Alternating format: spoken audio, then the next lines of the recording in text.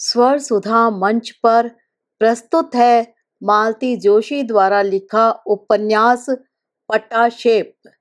प्रस्तुत है इसका भाग 1। चाय चढ़ाई थी कि इन्होंने आकर कहा, पद्मा एक कप पानी और। गौतम साहब आए हैं। मैंने पलटकर देखा, किचन के दरवाजे पर खड़े थे वह। सारी खीज, सारी झुंझलाहट चेहरे पर उतर आई थी। मुझे हंसी आ गई। आज अच्छे फंसे हैं जनाब। बेचारे दफ्तर से लौटकर एक प्याली चाय इत्मीनान से पीना चाहते हैं, सो वह भी नसीब नहीं है। चाय नाश्ता ट्रे में लगाकर बाहर ले जाते हुए मैंने छवि के कमरे में झांक कर कहा, छवि, गोंद की शीशी। जी, वह उपन्यास में डूबी हुई थी। हड़बड़ाकर उठ बैठी। गौतम साहब आए हैं, मैंने बताया। उनका नाम सुनते ही उसका माथा सलवटों से भर जाता था, पर आज उसने बड़े ही सहज स्वर में कहा, आप उनके पास थोड़ी देर बैठेंगी दीदी? मैं जरा फ्रेश हो लूं। उसकी आवाज में जरा भी ऊब, जरा भी खीज नहीं थी। बेचारी उन्हें बर्दाश्त करना सीख गई है, मैंने सोचा। और सुनाइए गौतम साहब, क्या हालचाल है? इस बार तो बहुत अरसे बाद दर्शन दिए। मैंने मेज पर चाय नाश्ता लगाते हुए कहा। किसी विदेशी बैंक की धोखाधड़ी का किस्सा सुना रहे थे गौतम। उसे बीच ही में छोड़कर मेरी ओर मुखातिब हुए। दुआ सलाम के बाद जो शुरू हुए तो घर की, दफ्तर की, देश की, विदेश की पता नहीं कितनी खबरें सुना गए। यह बैठे बैठे बोर होते रहे। बड़ी मुश्किल से अपनी उबासी रोकते हुए बोले, छवि को बुलाओ भई, इनका कितना टाइम वेस्ट करोगी? He is a busy man. बड़ी मुश्किल से अपनी हंसी रोककर भीतर आई थी मैं और बंद दरवाजे पर दस्तक देते हुए कहा, छवि जल्दी करो, तुम्हारे भाई साहब ऑफ हुए जा रहे हैं। बस दीदी अभी आई, उसने कहा और दरवाजा खोल दिया। खुशबू का एक झोंका मुझे सराबोर करता हुआ निकल गया। उसकी धुंध से उबरकर मैंने देखा, बादामी रंग की net nylon sari, matching blouse और चूड़ियां, ढीला जूड़ा, जूड़े में गुलाब। छवि तो ऐसे सज संवर कर खड़ी थी जैसे कहीं पार्टी में जाना हो। उसका सलोना रूप सदा की तरह मेरा हीन बोध जागृत कर गया और मेरा ईर्ष्यालु मन कुनमुनाया। भला गौतम साहब के लिए इतने बनाव सिंगार की क्या जरूरत थी? दीदी, पीयूष सो रहा है, उसे तो देख लेंगी ना आप? दूध बनाकर शीशी में भर दिया है मैंने, उसने अपने लुभावने अंदाज में कहा और मेरे सारे विकल्प बिला गए। फिर से ममतामयी दीदी बन गई मैं और उसे आश्वस्त कर बाहर भेज दिया। सोचा, पहनने ओढ़ने के यही तो दिन है। किसी जमाने में मैं भी तो दिन में 3-3 बार साड़ियां बदलती थी। दर्जनों बार दर्पण में झांक कर काजल बिंदी ठीक कर लिया करती थी। लेकिन अब कोई मुझे देखे, सुंदर दिखने का कोई उत्साह ही नहीं रहा। और यह सब सोचते हुए पता नहीं कब मैं शीशे के सामने जाकर खड़ी हो गई। अपने टटपुंजिया बालों को किसी तरह समेटकर मैंने जूड़ा बनाया। फिर मुंह हाथ धोकर कपड़े भी बदल डाले। अपने को संवारने की कोशिश में देर तक शीशे के सामने बैठी रही और वह कमबख्त चीख चीख कर कहता रहा, छवि बहुत सुंदर है, तुमसे 10 गुना, 1000 गुना सुंदर है। एकदम सारा उत्साह जैसे निचुड़ गया। मन एक असहाय क्रोध से उबलने लगा। मेरा गुस्सा हमेशा की तरह सुशील पर आया, जो छवि को ब्याह कर इस घर में लाया है। उसके घर में आते ही मैं एक महत्वहीन प्राणी होकर रह गई हूँ। लड़कियां, उनके पिता, पास पड़ोसी सब जैसे उसी के इर्द गिर्द घूम रहे हैं। शादी के 2 साल बाद भी वह नई नवेली दुल्हन बनी हुई है। गुस्सा लड़कियों पर भी आया, जिन्हें जन्म देने में, पालने में सारा अस्तित्व ही रसहीन होकर रह गया है। गुस्सा इन पर भी। वह भला आदमी तो जमकर बैठ गया है। मुझे जरा बाहर जाना था। यह कब कमरे में आ गए थे, पता ही नहीं चला था। जाने से आपको कौन रोक रहा है? मैंने कसैली आवाज में कहा। बुरा तो नहीं लगेगा? बुरा लगने की तो कोई बात ही नहीं है। वह कोई आपके लिए थोड़ी आए हैं। Padma, I dislike this tone. मुझे यह लहजा पसंद नहीं है, उन्होंने जरा सख्ती से कहा। मैंने कोई जवाब नहीं दिया, मुंह फैलाए बैठी रही। कुछ लाना तो नहीं है बाजार से? इन्होंने खूंटी से कोट उतारते हुए पूछा। मैंने फिर भी कोई उत्तर नहीं दिया। यह चुपचाप बाहर निकल गए। कुछ देर बाद ड्राइंग रूम में इनका स्वर सुनाई दिया, अच्छा गौतम, सी यू अगेन। और फिर सीढ़ियां उतरने की आवाज आई, फिर स्कूटर स्टार्ट करने की। सारी आवाजें कानों में समेटती हुई मैं चुपचाप वहां बैठी रही, किसी फालतू सामान की तरह। पीयूष अगर झूले में कुनमुनाता नहीं तो मैं पता नहीं कितनी देर वहां बैठी रहती। उसकी आवाज आते ही मैं करीब करीब दौड़कर छवि के कमरे में पहुंची। शैतान आजकल झूले से कूदने की कोशिश करने लगा है। अब भी मसहरी से मुंह निकालकर इधर उधर देख रहा था। मुझे देखते ही किलक पड़ा और हुमस कर मेरी गोद में आ गया। उसे कलेजे से भींचकर बड़ी देर तक अपना दुलार बरसाती रही।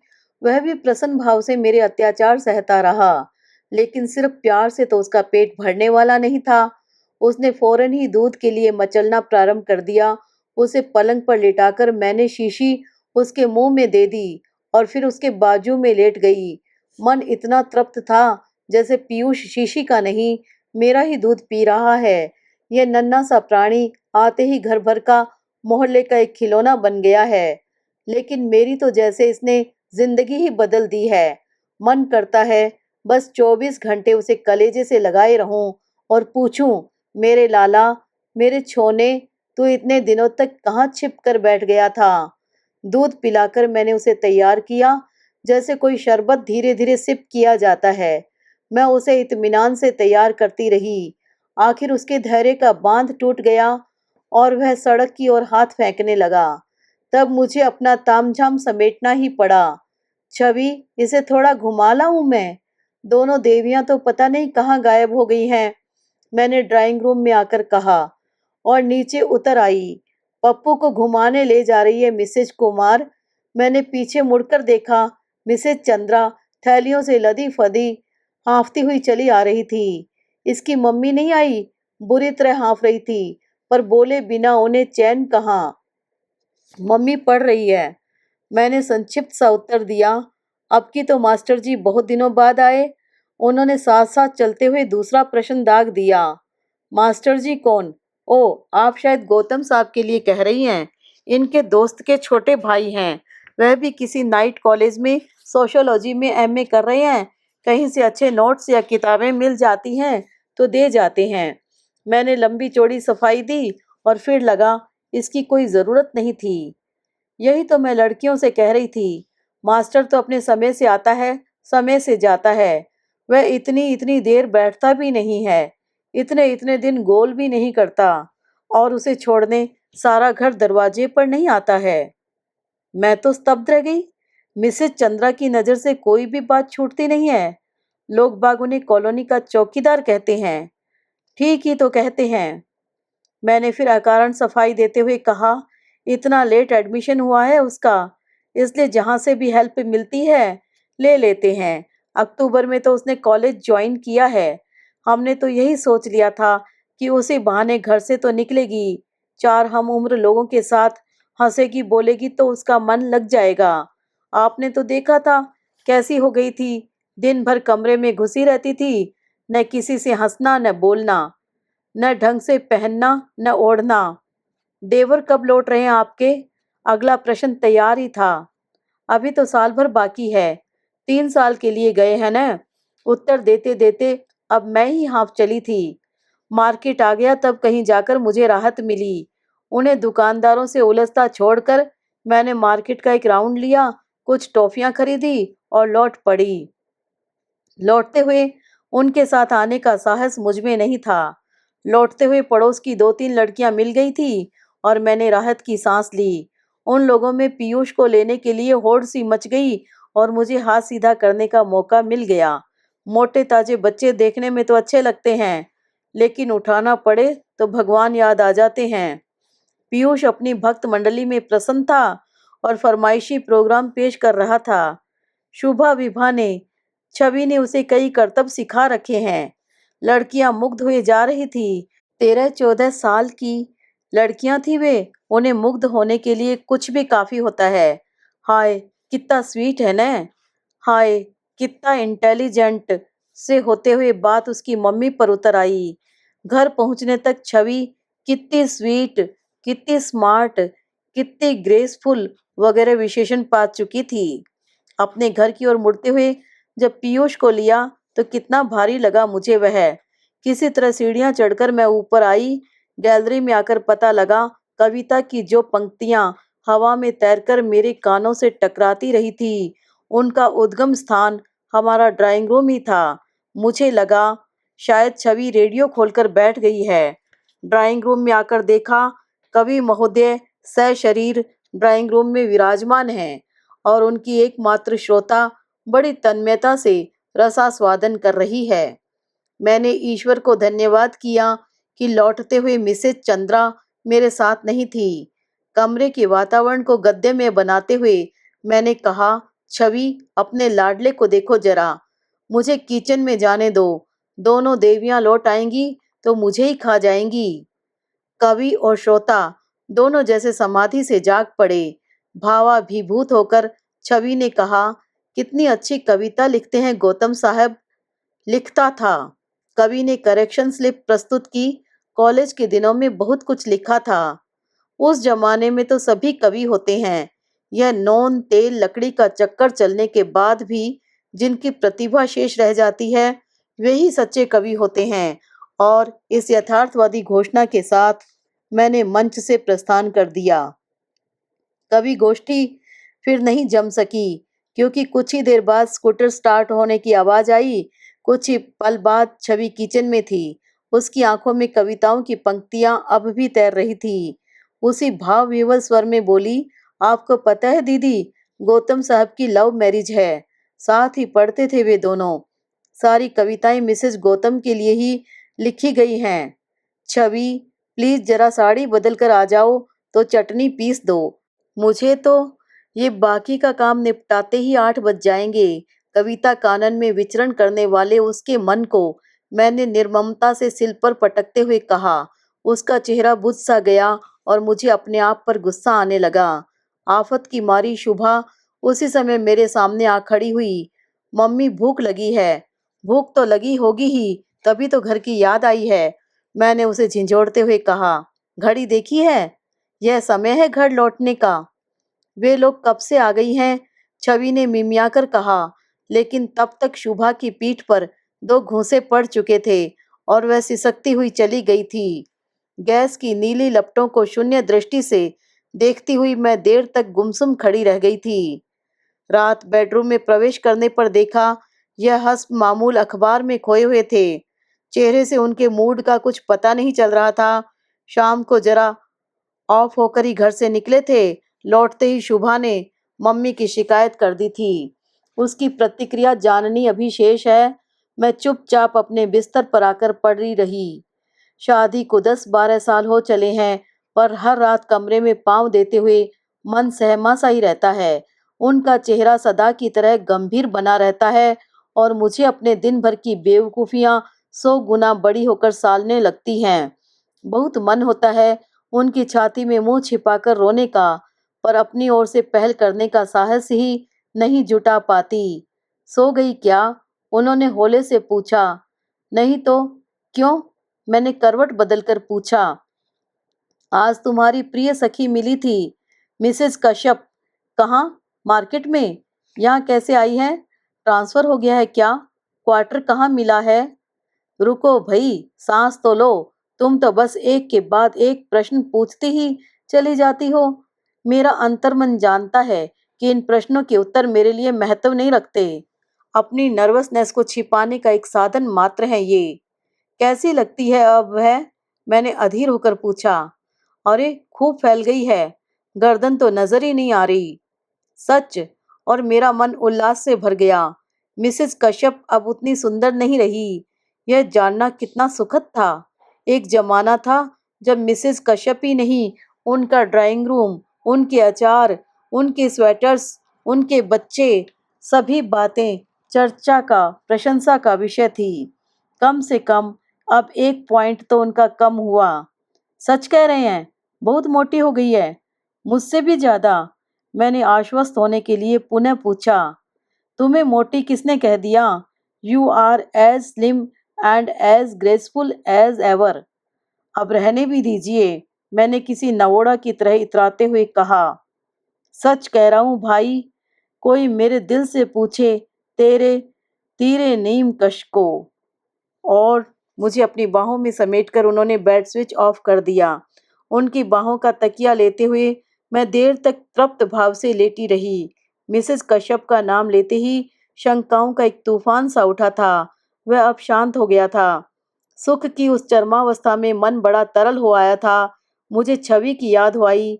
मैं यहाँ प्रिय की बाहों में लेटी हूँ और वह बेचारी। होले से मैं बिस्तर से उठ आई। वह उसी तरह प्रगाढ़ निद्रा में निमग्न लेटे रहे। खिड़की का पर्दा सरकाकर मैंने देखा, बगल वाले कमरे की बत्ती का चौकोर प्रतिबिंब सड़क पर पड़ रहा था, जिसका अर्थ था छवि अभी जाग रही है। मन करुणार्द्र हो उठा। क्या सुख देखा है बेचारी ने शादी का। 2 महीने लगकर भी तो अपने कलकत्ता वाले घर में रही नहीं। कभी मेरे पास, कभी माँ के पास 30 त्योहारों के चक्कर में घूमती रही। तब यह पता थोड़े ही था कि सुशील को 6 महीने के अंदर ही विदेश चला जाना होगा। इतने वरिष्ठ लोगों के होते हुए कंपनी उसे ही जर्मनी में ट्रेनिंग के लिए भेजेगी। खुद उसे भी इसकी आशा कहाँ थी। पर इस चांस के मिलते ही दोनों घरों में खुशी की लहर दौड़ गई थी। फॉरेन रिटर्न होने का एक ऐसा शौक सवार था सब पर कि छवि की राय लेना भी जरूरी नहीं समझा गया। उसे चौथा महीना चल रहा था। 1 साल तो इसी चक्कर में बीत जाता। फिर जहाँ उसका मन होता रह लेती। मई के ससुरे सबई सुख, जबहि जहाँ मनु मान। और इसी तरह उसके दिन कट भी रहे थे। पीयूष 5-6 महीने का था तभी उसकी पीहर से चिट्ठी आई। दीदी, मेरा यहाँ जरा भी मन नहीं लग रहा, मुझे बुला लीजिए। दूसरे ही दिन वह आगरा जाकर लिवा लाए थे। इतनी दुबली हो गई थी वह। मैंने प्यार से उसकी बलैया लेते हुए कहा था, अरे माँ के राज में यह हाल हो गया है तेरा, फिर मुझे तो तू 15 दिन में बदनाम कर देगी। दरअसल दीदी, बहुत बोर हो गई मैं वहाँ। उसने कहा, घर में सबके पास अपना अपना काम है। सहेलियां अपनी पढ़ाई में मस्त हैं, जिनकी शादी हो गई है उन्हें अपनी गृहस्थी से फुर्सत नहीं है। छोटी भाभी अपनी नौकरी में व्यस्त है। बड़ी भाभी का बच्चों में ही दिन बीत जाता है। एक मैं ही फालतू नजर आ रही थी वहां। और वह सूखी हंसी हंस दी। उसकी सारी व्यथा उस हंसी में छलक गई थी। तब मैंने ही जिद की थी उसे कॉलेज भेजने की। सुशील उसे मेरे पास छोड़ गया था। वह भी माँ बाप के यहाँ से मेरे पास अपनी इच्छा से आ गई थी। इस विश्वास को, इस स्नेह को मैं झुटलाना नहीं चाहती थी। कॉलेज जाने लगी थी तब से उसके चेहरे पर काफी रौनक आ गई थी। फिर भी कभी कभी वह इतनी निरीह लगती कि दया हो आती। शाम की बात याद करके मन कैसा तो हो गया। बरामदे में आकर मैंने धीरे से उसके कमरे का दरवाजा ठेला। वह खुला ही था। एक पलंग पर शुभा विभा एक दूसरे के गले में बाहें डालकर सो रही थी। दूसरे पलंग पर लेटी छवि कुछ पढ़ रही थी।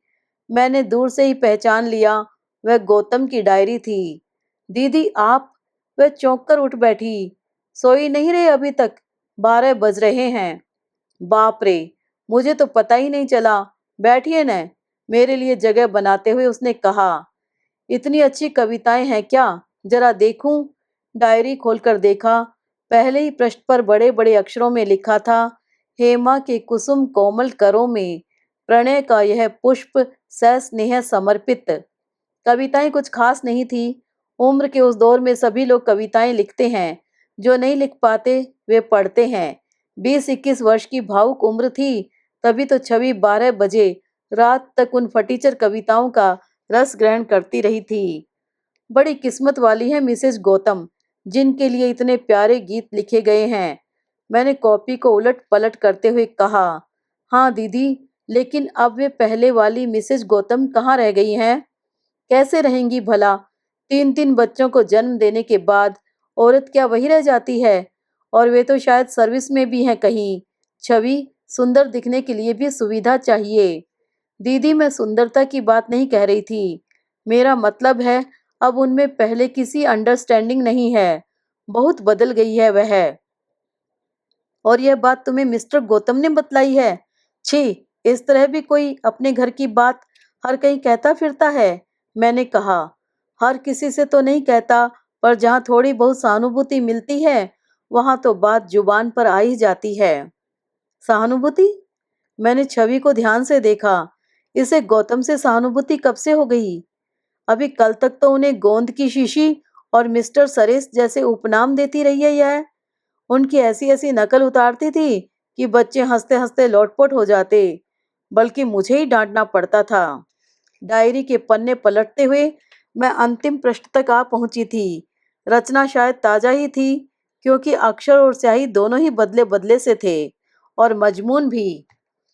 सहरा ई जिंदगी में ठंडी बयार सी तुम, उजड़े हुए चमन में फसले बहार सी तुम कौन हो, कहाँ से आकर बरस गई हो, जलते हुए जिगर पर भीनी फुहार सी तुम।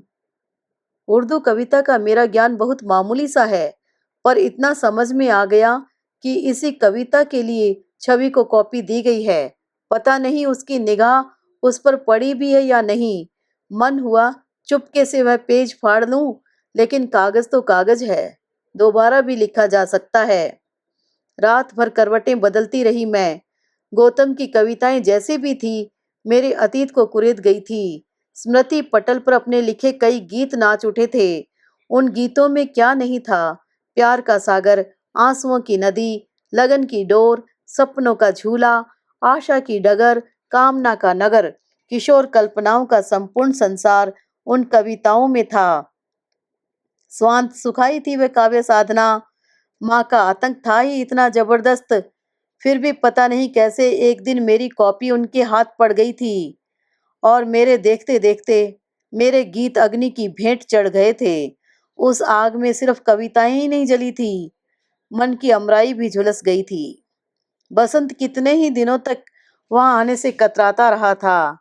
माँ की आग्नेय दृष्टि से इतनी सहम गई थी मैं कि उस दिन रो भी नहीं पाई थी। आज वही रुलाई अपने समस्त आवेग के साथ फूट पड़ी थी।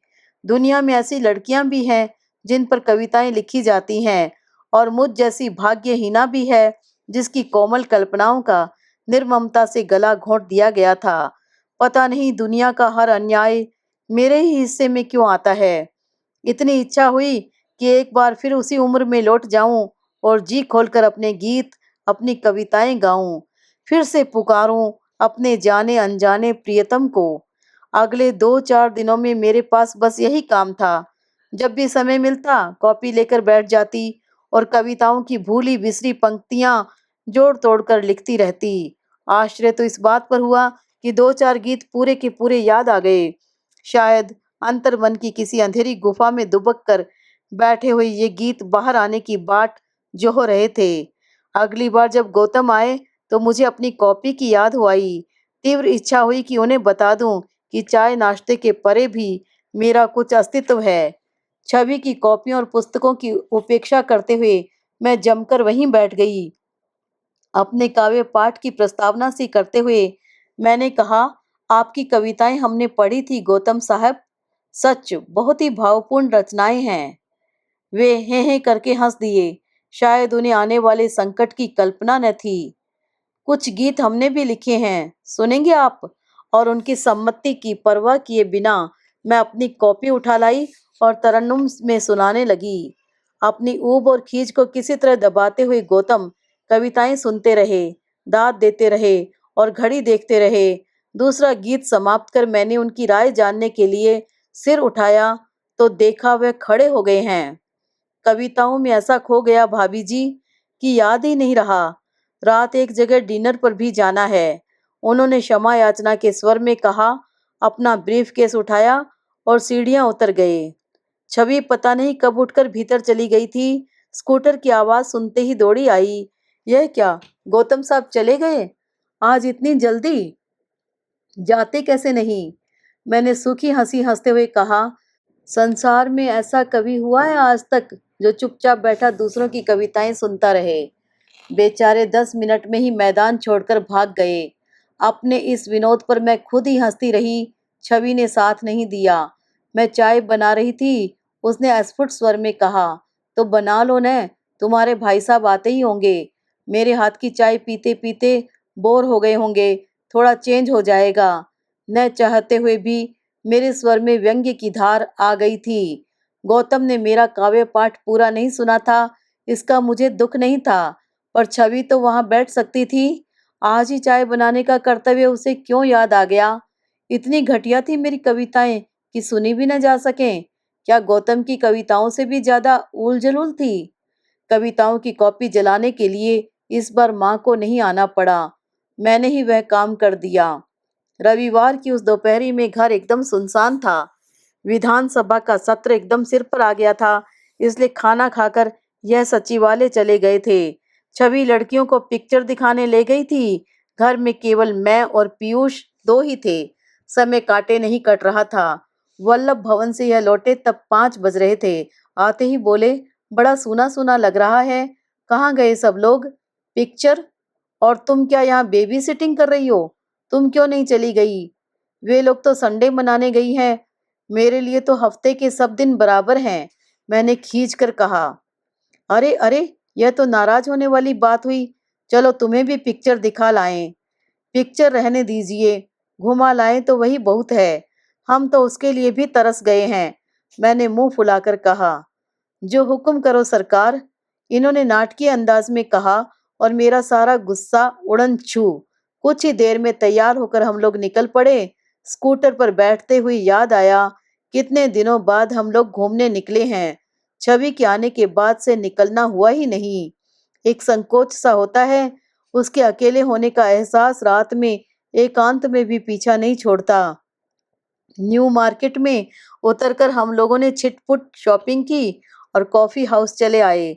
रविवार ये भीड़ को चीरते हुए जब मैं ऊपर चढ़ रही थी तब लड़कियों की याद हो आई। कॉफी हाउस आने का इतना शौक है दोनों को।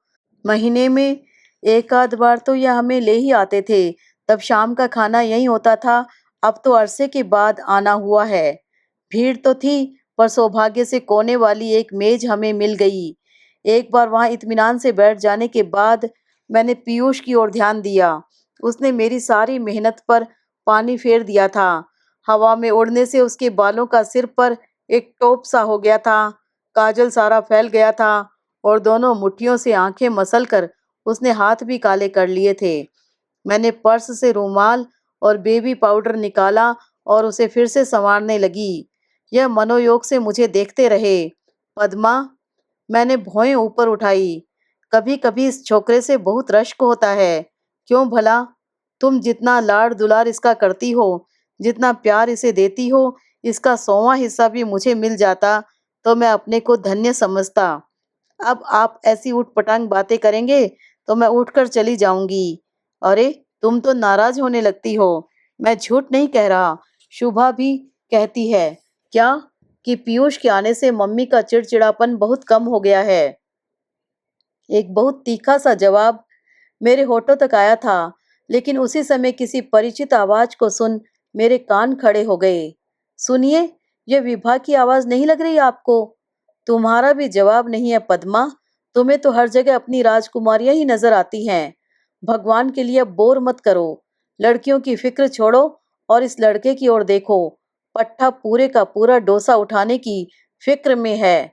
मैंने आज्ञाकारी पत्नी की तरह ध्यान प्लेट की ओर केंद्रित किया। कुछ ही मिनट बीते होंगे और बगल वाले कमरे से हंसी का फवारा छूटा। उसमें छवि की खनकती हंसी बिल्कुल साफ सुनाई दे रही थी। उस हंसी को बहुत दिनों बाद सुना था, शायद सुशील के जाने के बाद पहली बार। इस बार मैंने उनसे कुछ नहीं कहा। मैं उठी और सारे एटिकेट्स को तिलांजलि देकर बाहर वाले छोटे कमरे में झांका। मेरा अंदाज गलत नहीं था। छवि और विभा तथा गौतम और शुभा आमने सामने सोफों पर बैठे थे। बीच वाली मेज पर ढेर सारी प्लेटें पड़ी थी। अरे आप! सब लोगों ने मुझे एक साथ देखा। यही तो मैं भी सोच रही हूँ, आप लोग यहाँ कैसे? हम लोग रंग महल से निकले थे कि आप मिल गए। हमें जबरदस्ती यहाँ ले आए, माने ही नहीं। छवि ने सफाई पेश की। भाभी जी, आप भी कंपनी दीजिए न। गौतम साहब इतनी देर बाद फूटे। आप क्या समझ रहे हैं मैं अकेली आई हूँ यहाँ? नहीं भाई, अपनी कंपनी तो अपने साथ है। तो भाई साहब को भी बुला लेते हैं ना यहाँ, काफी जगह तो है। No no, don't disturb yourself, मैंने सख्ती से कहा और अबाउट टर्न कर गई। यह परेशान से इधर उधर देख रहे थे। मुझे देखते ही झुंझला पड़े। कहाँ चली जाती हो तुम? और पीयूष कहाँ है? अपनी माँ के पास। क्या वह भी आई है? हाँ, गौतम के साथ। और लड़कियां? वे भी हैं। तब तक गौतम खुद उपस्थित हो गए और अपनी मेज पर आमंत्रित करने लगे। मैंने आंखों ही आंखों में इन्हें अपनी अस्वीकृति की सूचना दे दी। स्थिति को संभालते हुए यह नाटकीय अंदाज में बोले, देखो भाई गौतम, बड़ी मुद्दतों के बाद आज बीवी को लेकर निकला हूँ, लेकिन तुम लोग एंजॉय नहीं करने दोगे, हर जगह पीछा करोगे। हंसते हुए गौतम अपनी टेबल पर लौट गए। वहां जरूर उन्होंने इनका जवाब दोहराया होगा, क्योंकि दूसरे ही क्षण छवि की खनकती हुई हंसी एक बार सुनाई दे गई थी। लेकिन हमारी मेज पर बिल्कुल शांति थी। उठते हुए बोले, चलने का क्या तय किया? ये लोग? हम न मिलते तब भी तो घर पहुंचते ही। बच्चे को ले लेती तब भी ठीक था। आज बस में बेहद रश होगा। आप ऐसा कीजिए, उसे स्कूटर पर ले जाइए। मैं और मेरी लड़कियां बस में आ जाएंगे। हमें तो आदत है, मैंने तुनक कर कहा।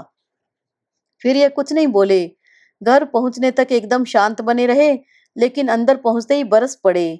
यह क्या हो जाता है तुम्हें? बड़ी मुश्किल से तो कभी कोई प्रोग्राम बन पाता है, तुम वहां भी मूड खराब कर देती हो। कौन सा भूत सवार हो जाता है तुम पर? जरा जरा सी बात पर ऑफ हो जाती हो। यह जरा सी बात थी? कौन सी बात? सब कुछ देख कर आए हैं, फिर भी पूछ रहे हैं। कॉफी हाउस वाली बात कह रही हो?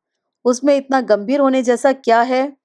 अगर तुम्हें ही गौतम इनवाइट करता तो क्या मना कर देती? मेरी फिक्र छोड़िए, अपने भाई की जो अमानत है उसकी बात सोचिए। भाई की अमानत है तो क्या बक्से में बंद करके रख दूं? हाड़ मास का जो मनुष्य है, उसे हंसने बोलने की आजादी तो देनी ही पड़ेगी, नहीं तो उसका दम नहीं घुट जाएगा। कभी सोचा है पद्मा, अपनी एक रस जिंदगी से कितनी बोर हो जाती होगी वह। आज एक अरसे के बाद उसे खुलकर हंसते हुए सुना, सच बड़ा अच्छा लगा। कुछ नहीं बोली मैं, बच्चों की तरह मुंह फुलाए बैठी रही। हंसने बोलने की आजादी हमें दी थी किसी ने? क्या हम हाड़मास के मनुष्य नहीं थे? क्या हमारा दम नहीं घुटता था? किसी जिद्दी बच्चे की तरह यह प्रश्न बार बार मेरे अतीत से टकराता रहा। मुश्किल तो यह पद्मा, यह रात मुझे समझाने का प्रयास करते हुए बोले, तुम बहुत संकीर्ण वातावरण में पली हो, इसलिए चीजों को देखने का तुम्हारा नजरिया कभी कभी बहुत तंग हो जाता है। एकदम बिफर उठी। सीधे से कहिए न कि मैं बहुत दकियानुसी हूँ, संकीर्ण विचारधारा की हूँ। उसके लिए इतनी लिपापोती की क्या जरूरत है? वे चुप होकर दूसरी करवट लेट गए। कंजर्वेटिव, रूढ़िवादी वातावरण, क्या इन दो शब्दों में उस माहौल की कल्पना की जा सकती है जिसमें जीवन के 22 वर्ष मैंने बिताए हैं? हाई स्कूल की प्रिंसिपल थी माँ। उनके कठोर अनुशासन की चारों ओर धाक थी। उस अनुशासन की कारा में अपनी लड़कियों को भेजने के लिए अभिभावकों में होड़ सी लगी रहती। क्या स्टाफ, क्या छात्राएं, सारा स्कूल ही जैसे एक आतंक से सहमा सहमा सा रहता था। छुट्टी का घंटा किसी सुमधुर गीत की तरह कानों में बजता था, क्योंकि वह मुक्ति का संदेश लाता था। 12 घंटों के लिए सब लोग खुलकर सांस लेने के लिए स्वतंत्र हो जाते थे, लेकिन हम लोग, मैं और रमा, तो जैसे एक जेल से दूसरी जेल में पहुंच जाते थे। स्कूल की जेल तो फिर भी अच्छी लगती थी, वहां कम से कम सहेलियां तो होती थी। घर पर होती थी सिर्फ माँ और उनकी मर्म भेदक आंखें। उफ, 2400 घंटे हमें आदर्श बने रहना होता था। प्रिंसिपल की बेटियां होने का जघन्य अपराध किया था ना हमने। फैशन की रंग बिरंगी दुनिया हमारे लिए नहीं थी। प्रसाधनों के विज्ञापन हमारी समझ से बाहर थे। हमारे रेडियो पर सिर्फ प्रभाती और समाचार आते थे। उपन्यास और पत्रिकाएं हमारी चौखट नहीं लांघ पाते थे। कस्बे के सिनेमा घर में हमें किसी ने नहीं देखा था, और पुरुष मिस्रानी का 12 साल का लड़का भी माँ से चाबी लेने आता तो तार के बाहर ही खड़ा रहता। आश्चर्य होता है सोचकर कि साल दर साल उस माहौल में कैसे जी सके हम लोग। सचमुच मर ही जाते अगर कभी कभार दया करके मौसी हमें इंदौर न ले जाती। मौसी का इंदौर वाला घर हमारे बंगले के मुकाबले में बहुत छोटा था। वहाँ पानी की किल्लत थी। 4 बजे सुबह से उठकर नल पर लाइन लगानी होती थी। महरी सिर्फ बर्तन कर जाती थी, बाकी सब काम हाथ से होता था। मौसी की सास अपने छूत छात के प्रपंच से सबकी नाक में दम किए रहती थी। फिर भी वहाँ हम लोगों को अच्छा लगता था, क्योंकि वह जीता जागता घर था, भूता बंगला नहीं था। और फिर वहाँ शेखर दा होते थे। शेखर दा मौसी के देवर थे, घूमने घुमाने के बेहद शौकीन। उनके साथ पीपलिया टैंक, पाताल पानी, सुख विलास, यशवंत सागर, मांडवगढ़, पता नहीं कहाँ कहाँ घूम लिए हम लोग। ट्यूशनों में जो कमाते थे, इसी अय्याशी में खर्च कर देते थे और घर वालों की डांट खाते थे। कड़की के दिनों में एमजी रोड या नेहरू पार्क से भी जी बहला लेते थे। उनके साथ हर जगह अच्छी लगने लगती थी। उनकी बोलचाल, उनकी वेशभूषा, सबका अपना आकर्षण था। उन दिनों शेखर दा मेरे आदर्श पुरुष थे। शायद वे एकमात्र पुरुष थे जिनके संपर्क में आने का मुझे अवसर मिला था। उनके किस्से बड़े मजेदार होते थे और ठाके जानदार। हम दोनों बहनें मुग्ध श्रोताओं की भूमिका अदा करती थी। अपनी गुफा संस्कृति का कुछ ऐसा प्रभाव था कि वक्त पर कोई बात सूझती ही नहीं थी। कभी कभी कोई मजेदार लतीफा अश्लीलता की सीमा को छूने लगता था, सारी मंडली हो करके हंस पड़ती, हम लोग सिर्फ मुस्कुराकर रह जाती। तब शेखर दा नाटकीय अंदाज में कहते, ए लड़कियों, जरा अपनी खोल से बाहर आओ, जरा खुले में उड़ना सीखो, किस युग में जी रही हो, इस कस्बाई मनोवृत्ति को छोड़ो और जरा खुलकर सांस लेना सीखो।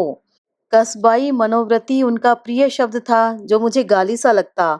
मैं तिल मिला उठती थी। उनके अभिनय पर सारी मंडली एक बार फिर खिलखिलाकर हंस पड़ती थी।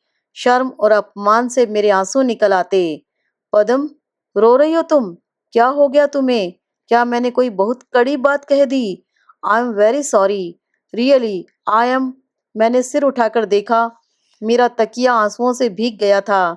घड़ी रात के 3 बजा रही थी और यह प्यार से मेरी पीठ पर, माथे पर हाथ फेर रहे थे। उनके स्वर में व्यग्रता थी और आंखों से स्नेह छलका पड़ रहा था। कभी कभी सोचती हूँ, यह इतने अच्छे क्यों हैं?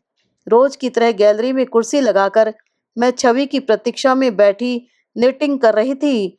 परिचित हॉर्न सुनाई दिया तो सिर उठाकर देखा, दूर से गौतम का स्कूटर आता दिखाई दिया। ड्राइंग रूम में झांक कर देखा, 12:15 बज रहे थे। इस भले आदमी के दफ्तर में छुट्टी है क्या आज? नमस्ते भाभी जी। दरवाजा खोलते ही उसने कहा, छवि नहीं लौटी क्या अभी तक? कॉलेज से तो चल चुकी है। क्या आप उसके कॉलेज से आ रहे हैं? मैंने पूछा। दरअसल पूछना चाह रही थी, मिसेस सुशील छवि कब से हो गई? उसकी कहानी लौटाने गया था। मुझे चेकअप करने के लिए दी थी ना। छवि ने कहानी लिखी है? हाँ, बड़ी अच्छी लिखी है। कॉलेज मैगजीन में देना चाहती है। पढ़ेंगी आप? लीजिए। उसने ब्रीफ केस से पुलिंदा निकालते हुए कहा। रहने दीजिए, हम अनपढ़ क्या जाने कथा कहानी। मैंने रुखाई से कहा। अरे वाह, आप तो खुद इतना अच्छा लिखती हैं। मैंने सख्ती से होठ भींच लिए। मुझे छवि पर गुस्सा आ रहा था, जिसने मुझसे कहानी का जिक्र भी नहीं किया था। मुझे गौतम पर क्रोध आ रहा था, जो छवि की कहानी के लिए यहाँ तक भागा आया था, जबकि मेरे 2-4 गीत भी सुनने के लिए उस दिन उसके पास समय नहीं था। आ गई शायद। गौतम की बात ने मुझे चौंका दिया। छवि सीढ़ियां चढ़ रही थी। कहाँ रह गई थी? गौतम ने ही पूछा। कॉलेज से तो कब की चली हो? बसों का चक्कर है न, घंटा भर तो प्रतीक्षा में ही बीत जाता है। उसने थकी थकी आवाज में कहा। यह अपनी कहानी संभालो। अच्छा भाभी जी, अब पानी पिलाइए, चला जाए। गौतम ने उठने की मुद्रा में कहा। ड्राइंग रूम पार कर रही थी, सुना गौतम पूछ रहा है, फोन कर दिया था, फिर भी रुकी क्यों नहीं? छवि का उत्तर सुनने के लिए मैं बड़ी देर तक सांस रोके दरवाजे की ओट में खड़ी रही। जब कुछ सुनाई नहीं दिया तो किचन में चली गई। बहुत पुरानी एक बात याद आई। एक बार इन्होंने मुझे सुशील के बेडरूम की खिड़की से कान लगाए हुए पकड़ लिया था। पहले तो गुस्से की रोब में काफी कुछ कह गए थे, फिर बाद में समझाया था, देखो पद्मा, छिपकर सुनने में अपनी बुराई सुन पाता है आदमी, बेकार अपना मन खराब करने से फायदा। पानी लेकर लौटी तो देखा गौतम गैलरी से टिका हुआ खड़ा है और पूछ रहा है, मानसिंह अब तो परेशान नहीं करता? नहीं, छवि ने होले से कहा। और मिश्रा को ज्यादा लिफ्ट मत देना, अब प्रोफेसर हो गया है तो क्या, नंबरी बदमाश है वह। छवि कुछ नहीं बोली, उसी तरह सिर झुकाए बैठी रही। गौतम के जाते ही मैंने कहा, यह सज्जन तो तुम्हारे लोकल गार्जियन बने हुए हैं, बड़ा रोब मार रहे हैं। मैं तो परेशान हो गई हूँ इनकी बॉसिंग से दीदी।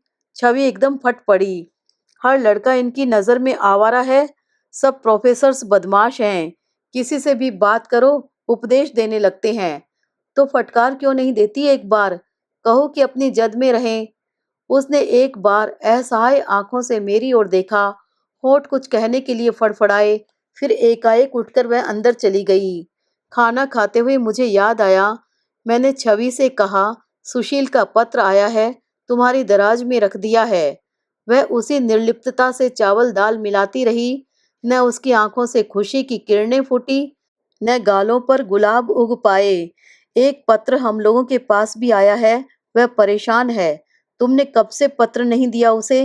अब रोज रोज लिखूं भी क्या? उसने धीरे से कहा। यह बात हम लोग कहें तो शोभा देती है छवि। तुम्हारी उम्र की लड़कियां तो दिन में दो दो चिट्ठियां लिख लेती हैं। मैंने हंसते हुए कहा, कम से कम यही सोच लिया करो कि वहां वह निपट अकेला है। मैं यहाँ अकेली नहीं हूँ, उसने तड़प कर कहा। उसकी बात मुझे बर्छी की तरह लगी।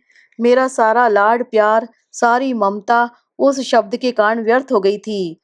छवि ने शायद अपनी भूल महसूस की, नरम स्वर में बोली, आप अभी गौतम के लिए कह रही थी दीदी? महज मजबूरी समझ लीजिए कि मैं उसे लिफ्ट दे रही हूँ।